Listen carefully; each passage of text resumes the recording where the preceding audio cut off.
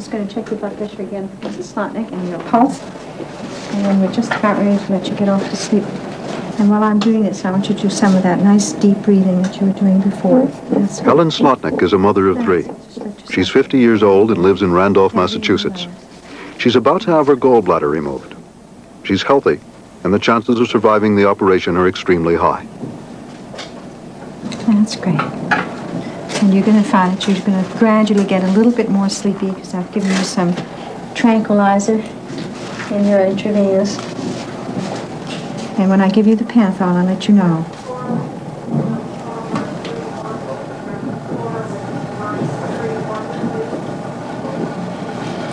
I'm giving her a bit of Demerol now, which is a narcotic, and that's going to be part of our anesthetic management. That's it. And now, I'm about to give you Panathol, and I'm going to put Helen Slotnick's life depends on the success of this operation. This, in turn, will depend on the skill of the surgeon. But the surgeon would be unable to cut her open were it not for anesthesia, and were it not for the fact that she can be made unconscious. For without anesthetics, without her being unconscious, the pain of the operation would kill her. That's the way.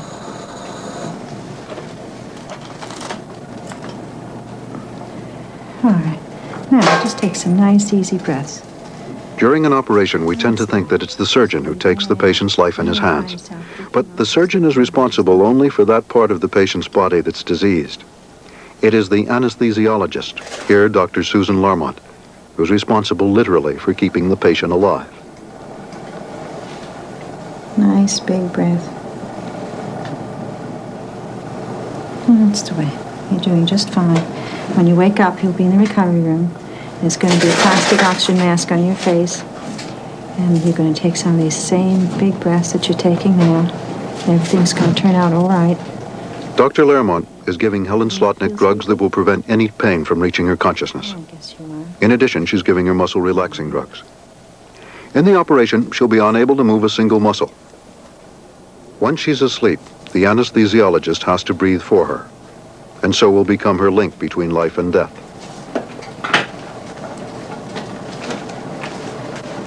She's asleep now. Every year, within the walls of a modern hospital like the Massachusetts General, thousands of patients are anesthetized. It's an achievement of science we take for granted. But only 130 years ago, there was no anesthesia. How then has it come about? Who discovered the strange sleep of anesthesia? The purpose of this film is to answer these questions. But first, let's go back to the original wing of the Massachusetts General, to the days before anesthesia. The year is 1840.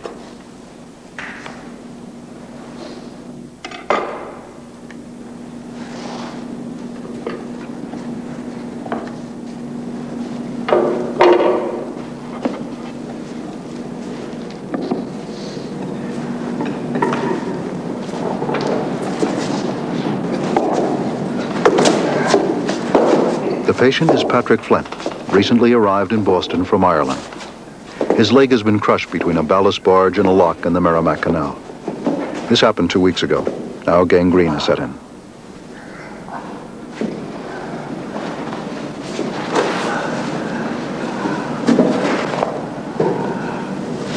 The surgeon is John Collins Warren. Good morning. Good morning, sir. Warren is one of a famous line of Boston doctors. Indeed, he's one of the few doctors in Boston who have any real knowledge of human anatomy and physiology. For the hospital is new, and medicine still on the boundary between scientific knowledge and quackery. But without anesthesia, a surgeon's role is limited. Surgery has to be done at incredible speed. What Warren can teach his students, then, is as much a matter of moral strength as technique. You understand our purpose?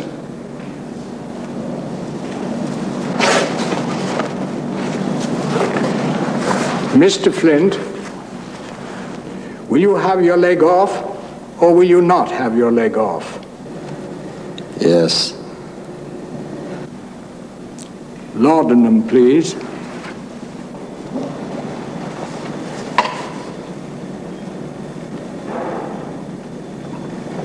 Laudanum is a mixture of opium and wine. Good. It may make the patient drowsy, but it will do little to remove the pain. Make fast.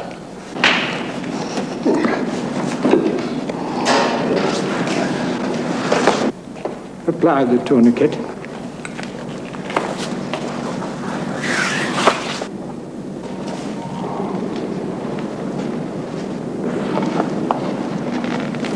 Good.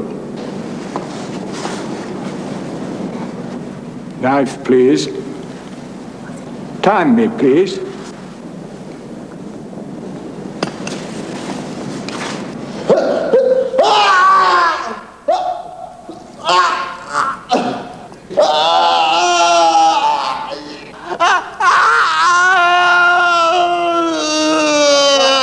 Suture, please.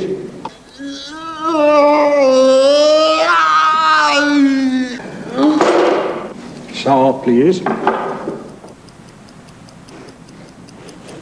In reaction to the pain, the blood that normally serves the brain rushes to Flint's leg, and he becomes unconscious.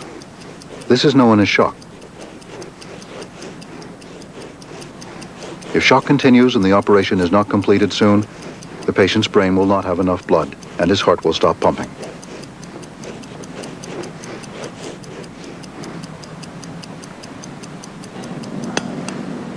Time. 1 minute, 50 seconds.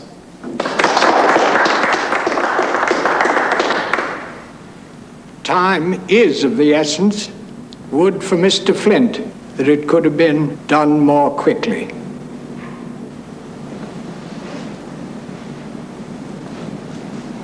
The great surgeons are those that can operate the fastest, for speed is the only way of preventing a patient from dying of shock. Yet this means that the arteries may be so badly damaged that the patient may bleed to death. But at least an amputation can be done. For many patients visiting the hospital, the picture is even bleaker. Doctor, could you please take a look at my husband? I don't know what's wrong with him. He's been awful sick for the last few days. Has he vomited? Does he have a rupture? I don't know, Doctor. Do you think you could take just a look at him and see what's the matter with him? Certainly. Mike, the doctor's going to look at you. Would you mind standing up for us? I'll try. Now just take... There we are. Now, where is it take you? Over here, sir. This man has all the symptoms of an inflamed gallbladder. Yet there's nothing that Warren can do for him. Unlike the man with the injured leg, there's no way of opening up an abdomen quickly. Comes now, sir. And so without anesthetics, there's no question of an operation. Please, sir. Sit you down. Doctor, we don't have any money. We just paid All for that Warren can do is send the man away with sympathy and enough morphine to make the pain less unbearable.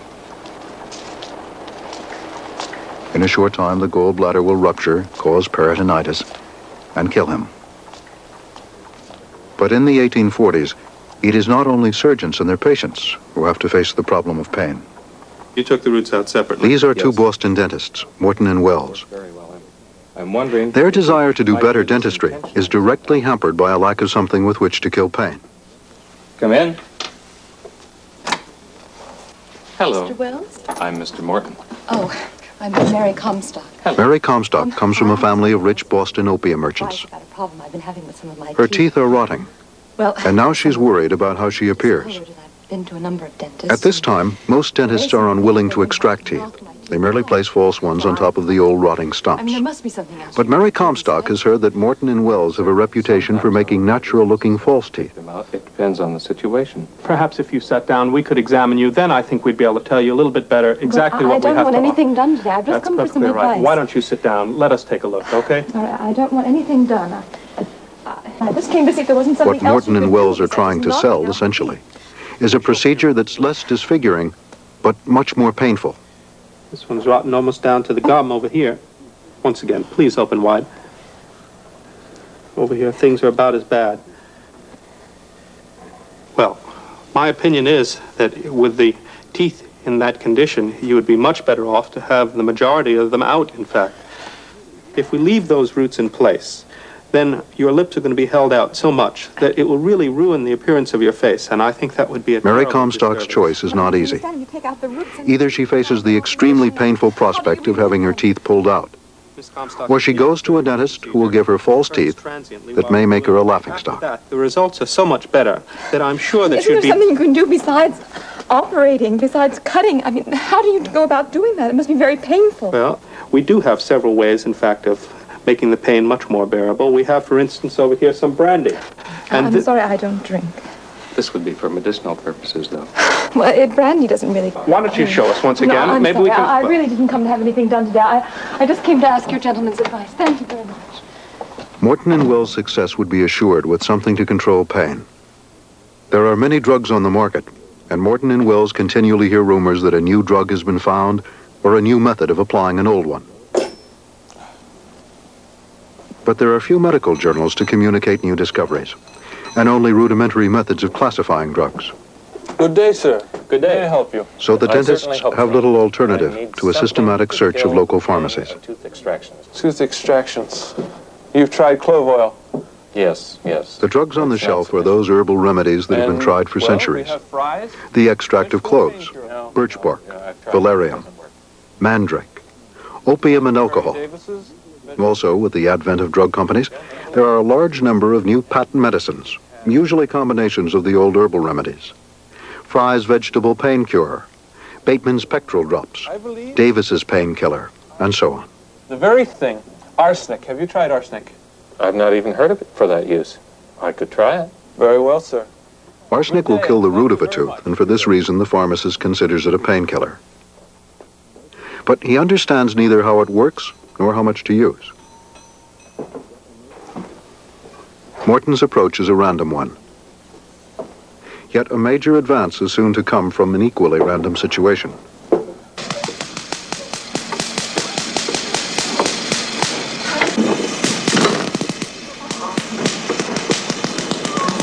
And so we see how this mysterious fluid electricity collected by Benjamin Franklin of our own country. This popular science lecture is being given in Hartford on December 10th, 1844. Attended by Horace Wells, given by Professor Colton, a professorship he's conferred on himself. Cause my muscles to jerk, my hair to stand on end. There's no question but what it must be a vital principle, and yet this is what descends from the heavens in the form of lightning, as here you see. The 1840s are a period of great invention, and there's wide popular interest in science, in particular in two different recent discoveries, those of electricity and the gases of the atmosphere. Surrounding us is a veritable ocean of air, which we inspire and exhale, inspire and breathe out. And in this air there are many gases. Mr. Priestley of England found one of these gases, oxygen. I have studied his work. Mr. Davy, Humphrey Davy, combined oxygen, that which is your active principle too, that which allows you to flame as much as a candle, and Mr. Humphrey Davy combined that gas with another gas from the atmosphere, nitrogen, which supports no combustion, will only suffocate a candle as much as it does you, and yet the combination of these two, this putting together, this marriage of oxygen and nitrogen in our own atmosphere yields nitrous oxide. Nitrous oxide, colorless, odorless. Rather than my description, is there a volunteer? If you see the effects, you will have a greater belief.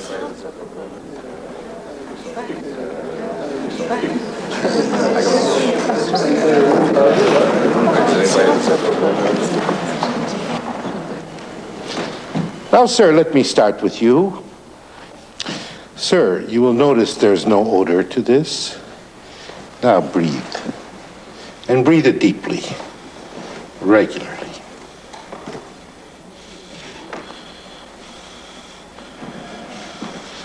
How do you feel, sir?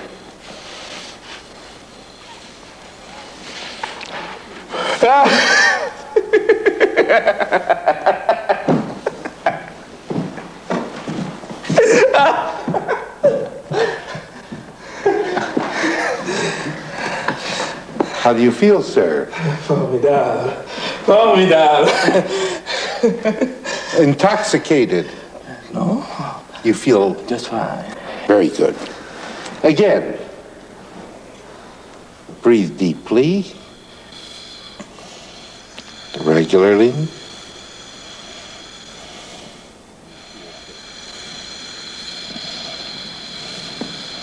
And how do you feel, sir?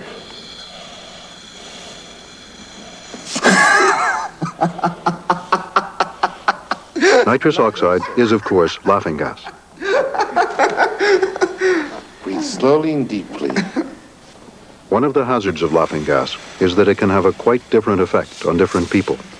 And how are you feeling, sir? How do you feel, sir? How do you feel? What are you laughing at? What are you laughing at? What are you laughing at?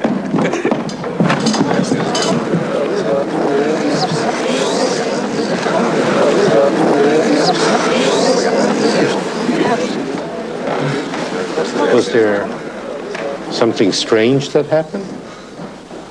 What? Felt frightened? Frightened? Do you feel frightened now? No. You know this man? It's Dr. Wells. Very well. Why don't you go sit down? You see, you cannot always predict what happens with this gas. All you know is that there will be... Cooley, what happened to your leg? I'm good humored, and yet you saw here... God. Didn't you feel that? No, I didn't feel Wells observes that he felt no pain with his wounded leg. He asked Professor Colton to come to his house the next day. Now breathe normally. Deeply, yes, but normally. Back and forth into the back. And let us see what happens. He will go through a period of excitement. He's not getting too much, is he? No, I think not. He's moving. I think not. That I've seen this excitement before. Should I try him now? Sir, try. Mr. Riggs, please. He didn't feel it at all. For heaven's sake, good. Take the tooth. Take the tooth. Please, please.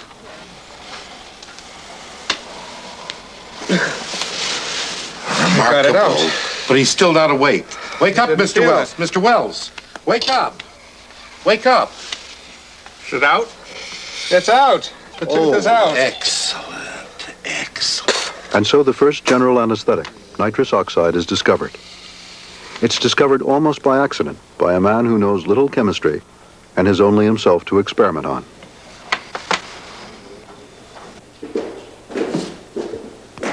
But to spread his discovery, Wells has to cross another bridge.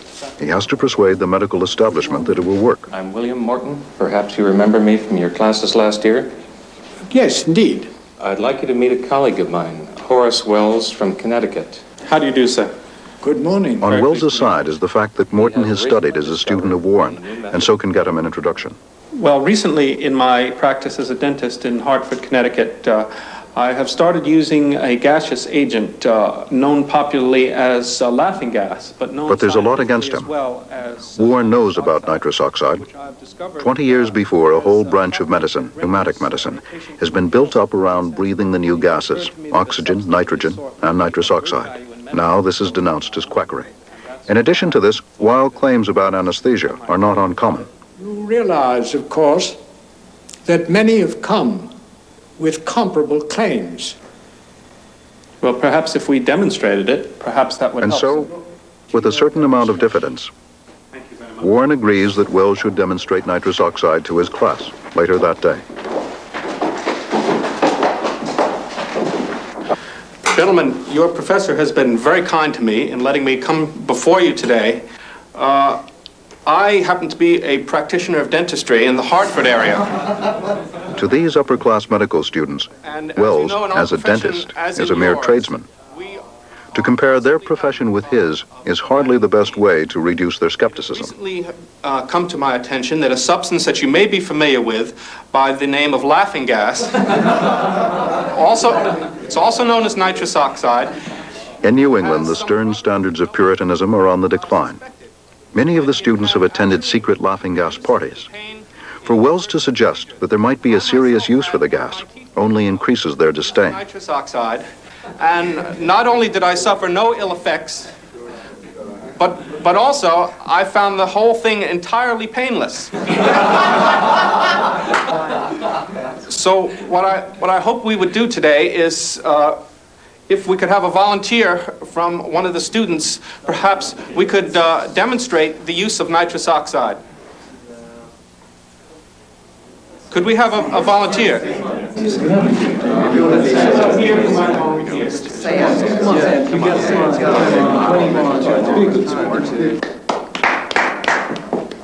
Why don't you come right here? Please have a seat.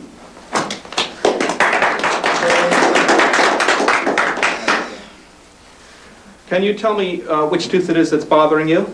It's the one right behind my canine. This one here? Okay, fine. Now, just try and sit straight in the chair. Okay. And what I want you to do is to breathe in and out through this spigot, just through your mouth. And you will notice after a few seconds that you are perhaps getting lightheaded, and then you'll be rendered insensitive to pain.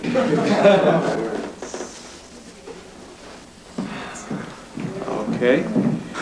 Now, in a few minutes, you ought to start feeling lightheaded. And I just want you to continue breathing nice and deeply. Okay. Nice and deeply. Nice and deeply, please. Okay. Oh.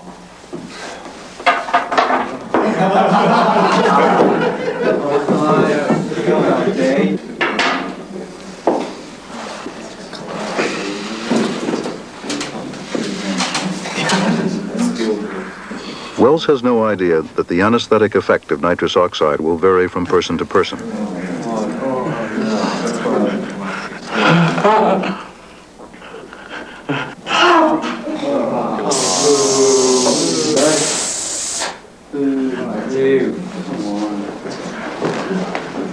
The demonstration fails.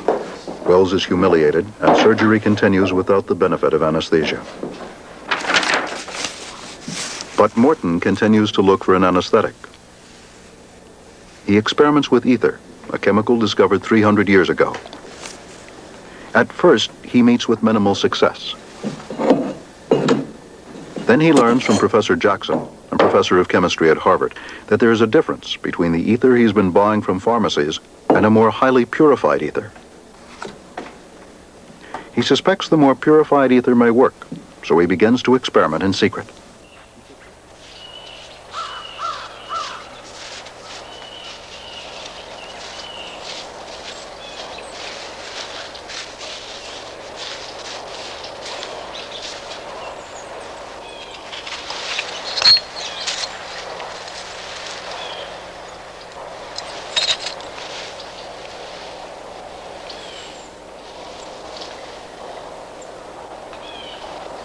Good boy. Good boy. No. No, don't. Good dog. That's a dog. Good.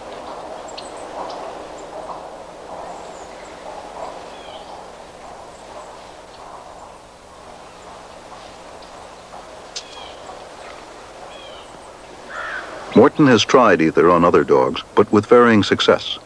This is the first time he has tried the purified ether.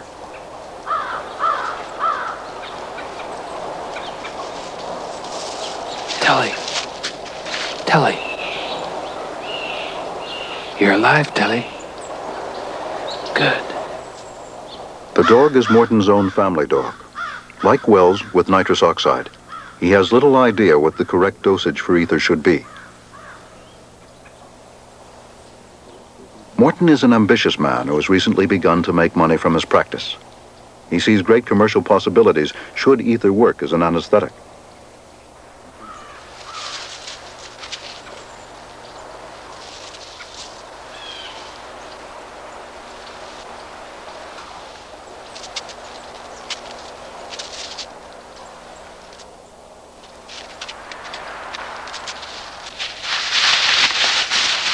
And so in the fall of 1846, in these woods outside Boston, Morton makes the discovery that will become the turning point in the history of anesthesia.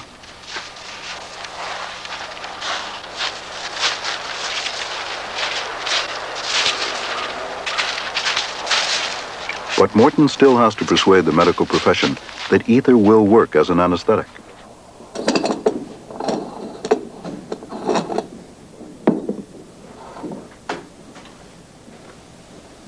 Like nitrous oxide, ether is also commonly used as laughing gas, which means that doctors will be skeptical.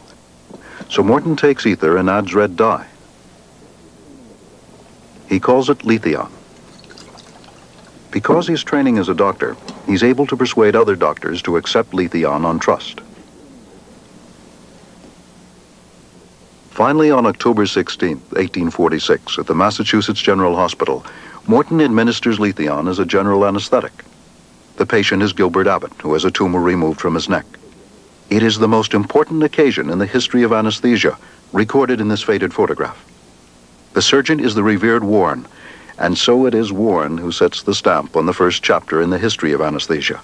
Through the New England Journal of Surgery, he transmits the discovery to the medical world.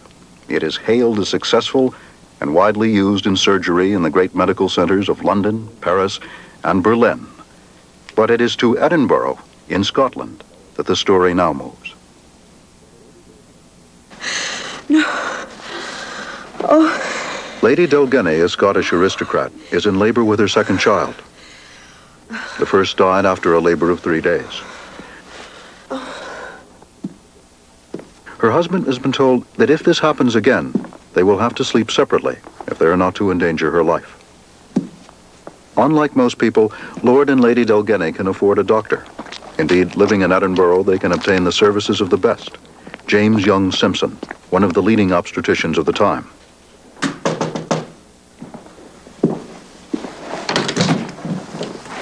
Good evening, Good evening, good evening. It's a guy called Night outside. Aye. And how is her ladyship? Simpson is in many ways a pioneer. He has already started using forceps in childbirth, previously thought an indelicate practice for a male doctor. Also, he's the first person to use ether in labor. This immediately lands him in a controversy. Almost everyone stands against him for one reason or another. The church, the medical profession, even a husband whose wife's life may be in danger. The church says it's unnatural. The church says it's unnatural. It's no more unnatural to relieve the anguish of childbirth than to go 30 miles an hour in a railway train, surely? But Simpson is quite capable of dealing with the controversy in his own terms. God's will. God's will or not, you well remember what happened last time. 3 days in labour and a dead child. I'll not be responsible for that. All right, my dear. For a woman with a small pelvis, childbirth can be so exhausting that she's barely able to survive. Right now, lassie. How are you feeling? How often are they coming now? Well, It's been a little bit hard, I know. But with the pain relieved by ether, there's at least a chance that Lady Delgenny will have the strength to face the last stages of labor. Just lift up your gown a minute while I examine your abdomen. That's the way. That's very good. Uh-huh. Hey. Uh-huh. Yes. Yes. Uh-huh. All right now. I'm going to take a little listen to the bairn. Yes. That's good. The baby sounds fine. You're having another very, very bad pain now, aren't you? I'm going to let you breathe some of this ether now. You may not have tried this before, but it smells a bit funny, and it might just possibly make you cough and splutter a bit. It might make you a wee bit nauseous, too. Now, I want you to just breathe away. Just quite normally. That's all right. That's all right. The ether does that. It's irritating. Just breathe away. You'll soon feel better. All right, now. Easy does it, lassie. Easy does it. Okay. Take a deep breath now. Deep breath. That's it. Now. That's fine. One more deep breath. That's the way. All right. Good.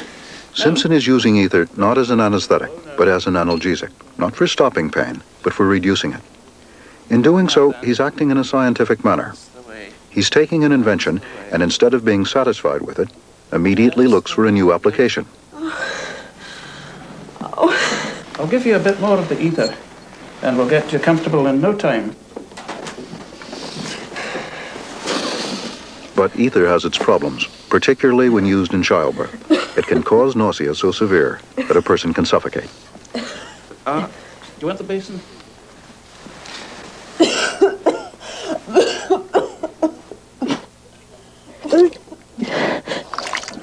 Like Morton and Wells, Simpson has no laboratory. But unlike them, who made their discoveries by chance, he understands the principle by which a gaseous anesthetic works. It is breathed in through the lungs, enters the bloodstream, and then reaches the centers of consciousness in the brain. Benzene.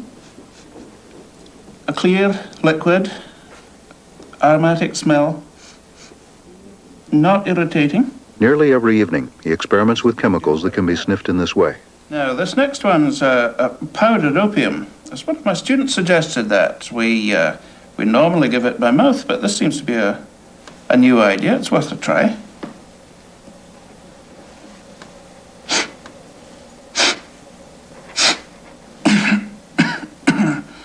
Aye, that's certainly an irritating sort of thing. It's not doing very much for me. I think we're wasting our time maybe on that. That takes too long to act normally anyway. But in spite of understanding the principle of anesthesia, Simpson's approach to the chemicals is still somewhat random. Let's take the next one now. Here we are. Chloride of hydrocarbon. Let's try a little of this.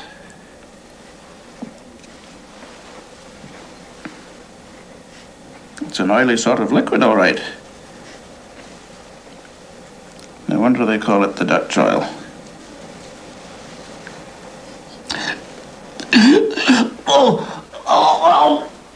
Like most scientists of the period, Simpson has only himself to experiment with.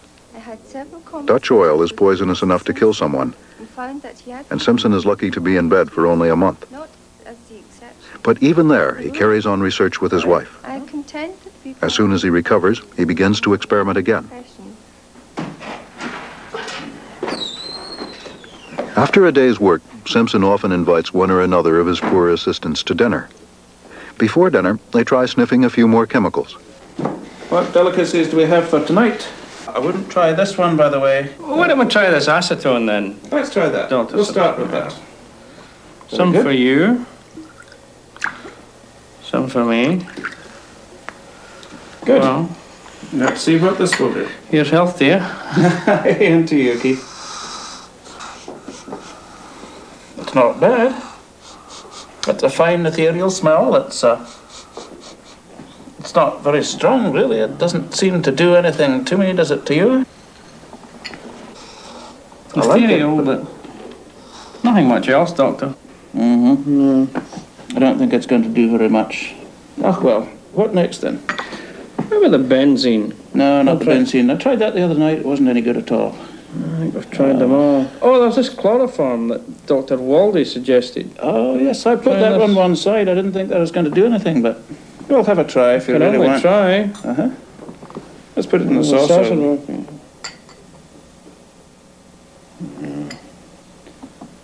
Well,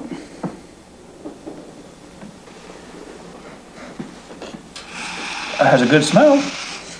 Mm-hmm. As a matter of fact, this stuff isn't bad at all. It's coming on. I think this is, we've got.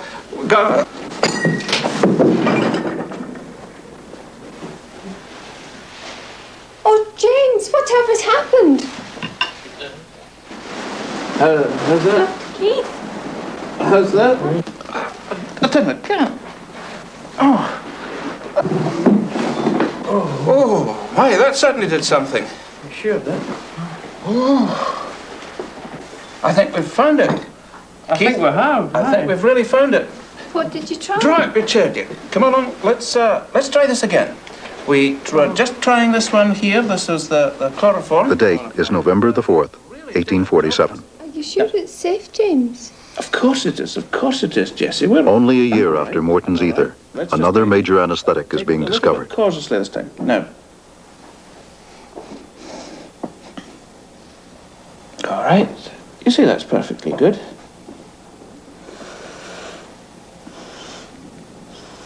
You like it? It's not bad, is it? Oh, James. Come away, Keith. Like the other anesthetics, chloroform will also act as laughing gas. Simpson and his family are quick to exploit this as a means of celebrating the discovery. That stuff all right? Aye, that's the one. Not too much Chloroform. now. Not too much. That's the one it Chloroform's is. the stuff. Oh, Yes. that man Wally is a genius. Yes. Let's have a little more now. Aye. I feel better. I feel After quite all this recovered. time, I've got it. Oh, there. I told you it wouldn't affect you too much. Oh, it's fine. Here we You're go. quite funny. Funny's the word. Well, there you are. Have another go.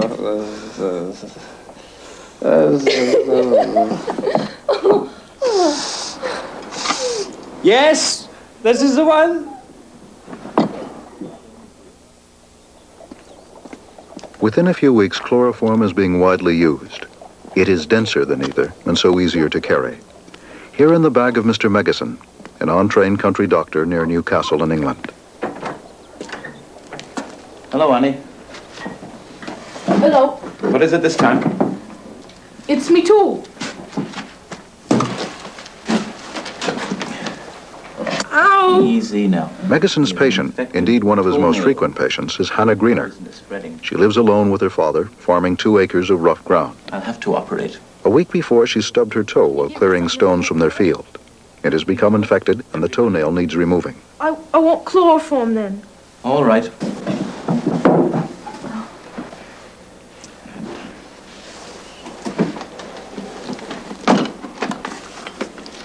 This is the chloroform, Annie. Take some deep breaths now, Annie. This will take all the pain away. Take some deep breaths. This is the Chloroform, like ether, is most easily administered by dripping it onto a handkerchief. But in this way, it's impossible to control the quantity breathed in. Mr. Megison, along with most of his contemporaries, has no idea that the effect of a drug can vary enormously with its dosage. 2 more deep breaths.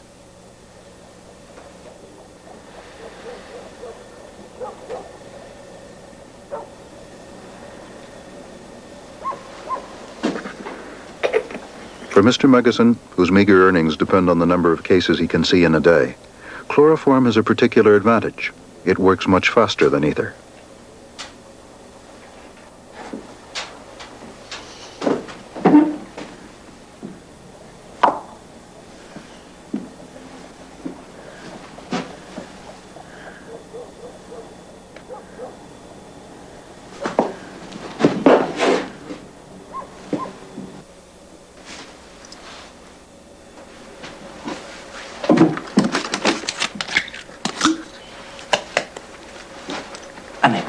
Annie, get in there.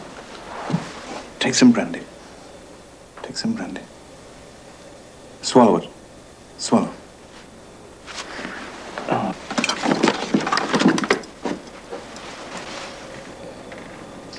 Annie?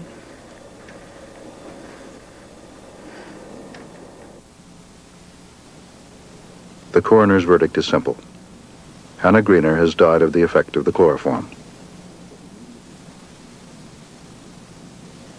But Simpson immediately takes issue through the medical journals. Simpson claims the girl has choked and the brandy has drowned her. He may well be right. We shall never know. The girl's death casts a shadow over the development of anesthetics, and this is not the only shadow. On Friday, January 21st, 1848, Horace Wells, the pioneer of nitrous oxide, is jailed for throwing acid at a prostitute in New York. He has continued to experiment with anesthetics and has become addicted to chloroform.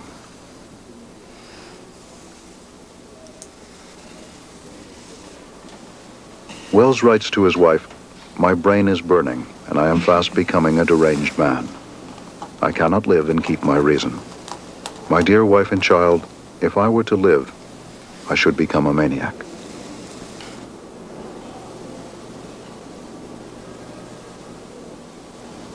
On Sunday, January 23rd, 1848, Horace Wells takes his own life in jail in New York, the victim of ignorance about addiction. Ironically, as the century moves on, nitrous oxide becomes the most widely used anesthetic of all.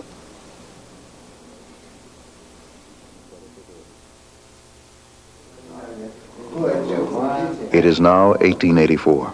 It is a period of hectic activity in America. The wards of hospitals are filled to bursting point. Thousands of immigrants pour into the cities. Immigrants like anarchist Angelo De Luca, shot in the wrist by a policeman. Or his fellow countryman Luigi Longinetti, admitted with a rupture 4 days after his arrival on the pier in New York. so neanche io perché non scrivo. Tua moglie... Here in Bellevue, the only spare beds are in the basement, and it is in these airless wards that anesthesia has to suffer its greatest setback yet. Non so niente, non so. The patient, Dr. Jackson, is a young immigrant woman who's complained of severe pain in her abdomen. We had trouble finding somebody who would talk to her, but we thought nonetheless that this was possibly a situation where surgery might be of help. Marcia Gorky has been working 72 hours a week to support her parents. Now she's admitted to the hospital with acute appendicitis. A very inflammatory process, wouldn't you? Agree with me? Before anesthesia, this would have killed her. But now operations can be done on many parts of the body. Then a few days after the operations, the patients die of infection. Lytic abscess, you know. That's a reasonable suggestion, Doctor. I've seen at least 20 years before, the great European scientists Semmelweis and Pasteur have discovered germs and bacteria. But germs and bacteria are invisible. The older generation of doctors refuses to believe they exist. The result is a conflict with the younger, more scientific generation of doctors. One of these is an assistant surgeon, William Halstead. Halstead has his own wash basin installed in the operating room. Nature has provided us some excellent anatomical landmarks. Chloroform. By now, there are a large number of anesthetic inhalers on the market. With these, the dose can be safely regulated. Thank you. Get the instruments. Now, I should make this incision in the right lateral rectus muscle. Dr. Jackson, your hands.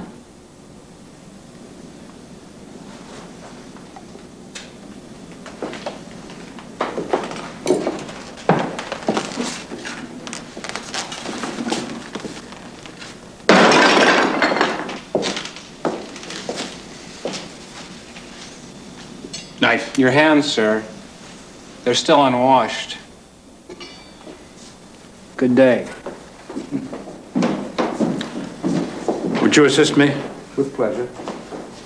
Instruments, Dr. Elliott.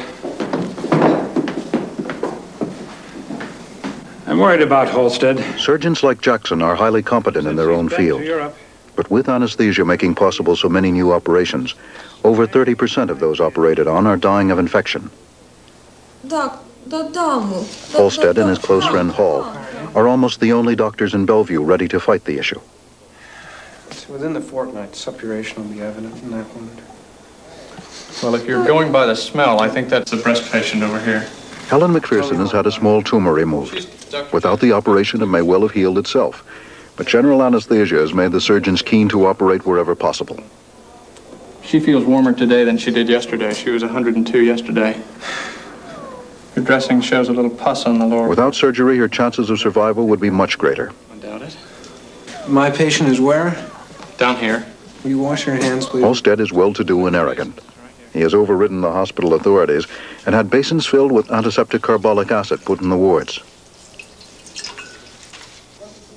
Halstead has also taken the radical step of having a tent erected in the garden of the hospital. And how many days is he post-amputation? He's a week now. Joe Williams has had his leg amputated in the clean atmosphere of the tent. However, the hospital is refusing to collect statistics on the success of Halstead's new antiseptic I changed methods. the dressing yesterday. I noticed you made his stump shorter than most you've been making recently. Yes, I have. It's all right. I think I found Halstead is rich enough to have traveled to Vienna, where he's learned about the germ theory. less tissue. It's encompassed with these sutures. It's also his continental connections that enable him to make a major development in anesthesia. You've all been familiar, I'm sure, with Kohler's experiment, which was reported in Vienna on the eye of the dog. And note that... Stay, puppy. Stay. The animal reacts quite briskly to this stimulation of this feather. However, with the administration of some 4% cocaine hypochlorite instilled within the eye... Recently, coca has been brought back to Europe from South America, where it has long been used as a narcotic. which renders the cornea completely insensitive to things such as a feather, after, of course, a few moments have elapsed. See, the animal hardly objects to the pressure of the feather upon the cornea at the present time. Whereas on the other side, a brisk blink is elicited. Good girl.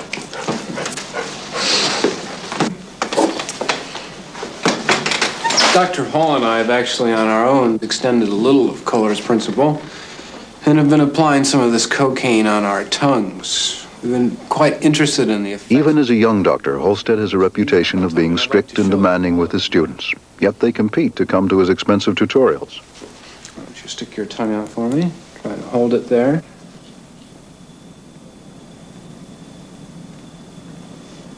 May I have your pen? Might as well show. And let's see how large an area is actually. Feel that? Yeah. About there. The student feels pain least at the central point where the cocaine has been dropped. Stick your tongue out again. About there. Yeah. There? Slightly again. What about there? Yeah. There appears to be some decremental. Cocaine will work as a local anesthetic on the tongue or eye because they are not covered by an outer layer of skin. What nerve would you say we should select? So far, this is a repetition of experiments done by Kohler and Freud. Now Holstead suggests taking it a step further. He suggests blocking a nerve with anesthesia. If the nerve is blocked, this should prevent pain in the part of the body served by the nerve. Here, as you suggest. But to block a nerve, he must get below the skin. And block it, say, at the mid portion of the arm, here. Dr. Hall has recently acquired a Pavez syringe, the forerunner to the modern hypodermic needle. It is the combination of this technological development of medicine with cocaine that makes the first experiments on nerve block or regional anesthesia possible. How much is it recommended? 1.5 minims. Would you undo your cufflink, please? We'll select the site as we indicated on the atlas at the mid portion of the forearm, as we demonstrated. Precisely, you felt that? Yeah. There's quite a sharp pain. Then we must be in the nerve. Where was the pain? Well, right at the point of the injection. And then it followed very quickly. Down into the hand? Yeah, into the palm of my hand, the left portion. Right, we'll put 1.5 minims here. To do this correctly requires injecting to within a millimeter. It's Holstead's German training that makes him a good enough anatomist to do this. Well, there's more numbing that ranges from about here to about my wrist. If the ulnar nerve has been blocked, sensation should be lost in the little finger and that part of the third finger served by the nerve. Do you feel that? No, there's nothing there. That? No, nothing there. How about that? Yeah. That? No. That? Yes, sir. That? Yes. Yes. And that? Yes. And that? Yes. But not there. No. Nor there. No. Nor there. So it would appear that the hypothesis is correct. By precisely placing 1.5 minims of cocaine here upon the nerve, we have abolished sensation here in the hand. It is in this room in the cold winter of 1884 that Holstead pioneers regional or nerve block anesthesia. It is a major step forward in anesthesia and has advantages both in small operations and in making recovery much less unpleasant. It puts Holstead in constant demand. It's 5 o'clock in the morning. Holstead is returning from an emergency case. He seems to have a limitless quantity of energy and works at 4 New York hospitals. Now Holstead is about to settle down to a long academic paper on regional anesthesia for the New York Medical Journal.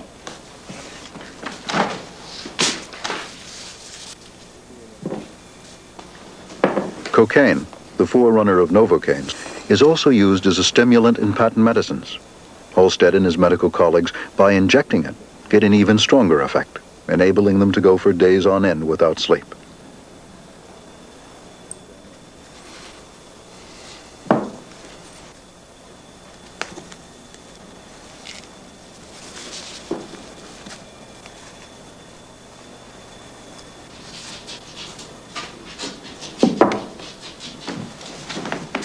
Good morning. Good morning. Is that the draft of your paper now? Yes, I think the editor wants it sometime later this week. I worked on it some last night after we finished that strangulated hernia. neither indifferent as to which of how many possibilities may best explain, nor yet This makes no sense at all to me.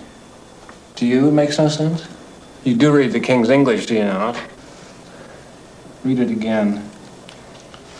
When surgeons have, and that so many quite without discontent could have exhibited scarcely any interest in what as a local anesthetic had been supposed, if not declared by most, so very sure to prove, especially to them, attractive, still I do not think that all this circumstance wants or some sense of obligation to rescue fragmentary reputation for surgeons rather than the belief or opportunity instead for assisting others to an appreciable extent inclines me several years ago, to which on the subject in hand, the greater part of a somewhat comprehensive paper, which poor health has disinclined me to complete.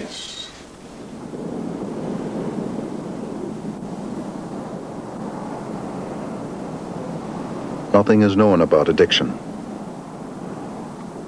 Halstead has to give up practice and goes alone to a sanatorium on the New England coast. Cocaine claims many victims among the doctors who pioneer with it. Some of them, like Halstead's colleague Hall, die young.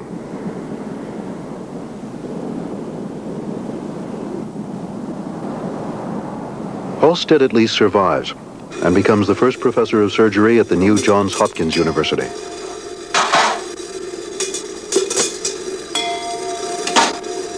It is now 1902.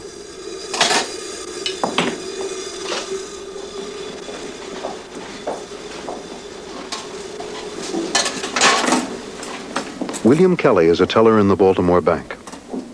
But for 6 months, he's been unable to work. He's hyperthyroid, and this has made him too nervous to handle large sums of money. Good morning, Mr. Kelly. Are you feeling a bit sleepy? This is the new operating room at Johns Hopkins, designed especially by Halstead. Kelly, I'm going to wash your neck with some soap and water. The doctor will be here soon.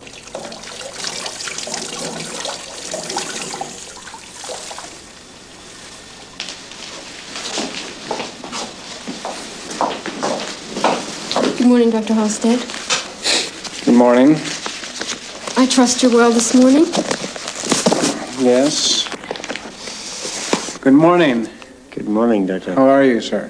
Fine. Very good. Shall we commence then? Anesthetic? Good morning, Doctor. Morning, Dr. Halstead. Now, my good man, I'm going to be injecting your neck here. You'll feel the bite of the needle, like that. Then you'll feel the anesthetic. A danger in thyroid operations is that the vocal system will be damaged. Do you have my stitch for the drape? As might be expected with a man who still sends his shirts to Paris to be laundered, Halstead is as precise and formal as ever. Very well. The knife, please. Now, sir, you let me know if you feel the least discomfort, shall you? Yes. Make my incision. Is this 1 finger breadth above the collar?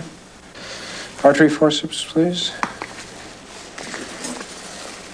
Now that I've split the sterno, which muscle? The sternohyoid. Before anesthesia, surgeons were limited by the speed in which they had to operate. But Halstead now develops a technique which involves operating slowly and meticulously. Sternothyroid, which I shall similarly reflect. Sir? You have my retractor? Yes, sir. Okay. Which I shall reflect there. Are you feeling any discomfort? No. Sponge, please. Halstead is the first American surgeon to take full advantage of the time that anesthesia buys. By taking care not to damage the tissues, his new clinic achieves an incredibly high rate of success. He gains the reputation as the father of American surgery, and also as a great teacher in his own stern fashion. It is only with the recent advances of Coker and his clinic that we've been able to operate with some success upon the thyroid. Dissecting scissors, please. Not that instrument, please. Dissecting scissors. I'm sorry, Dr. Halstead.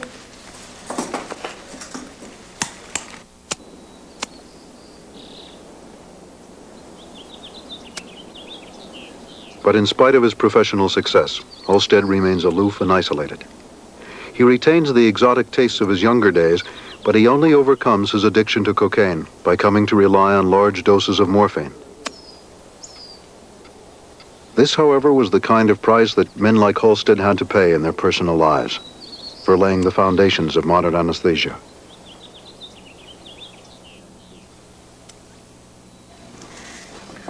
Well, I think that she's going to be relieved of her complaint. Well, that's good. What kind of anesthesia did you use? I haven't been listening. Well, I put it off to sleep with pentothal and then nitrous.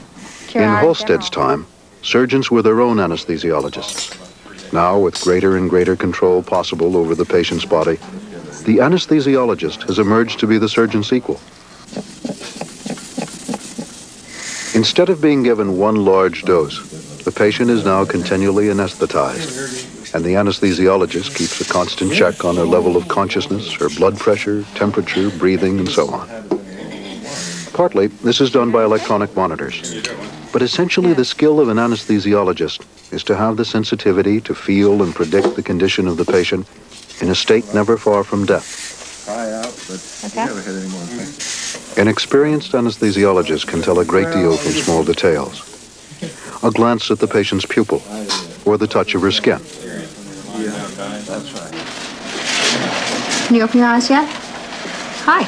Anesthesia in this century has seen thousands of new anesthetic drugs developed by chemists. All went well. I'll take you to recovery room now, all right? These are improvements, but ironically, for all this research, science has been unable to discover exactly how anesthetics work. Exactly how it is that the pain of surgery is prevented from reaching the centers of consciousness. Take some nice big breaths, Helens. Big breath. Essentially, Big breath. anesthesia is still dependent on the discoveries of Morton, Wells, Simpson, Halstead, and their 19th century colleagues. You hear me? The discoveries that a range of chemicals can produce this strange sleep. Let's see your open eyes. Man's power against pain. Can you open your eyes, hon? That's a girl. Hi. You're just waking up.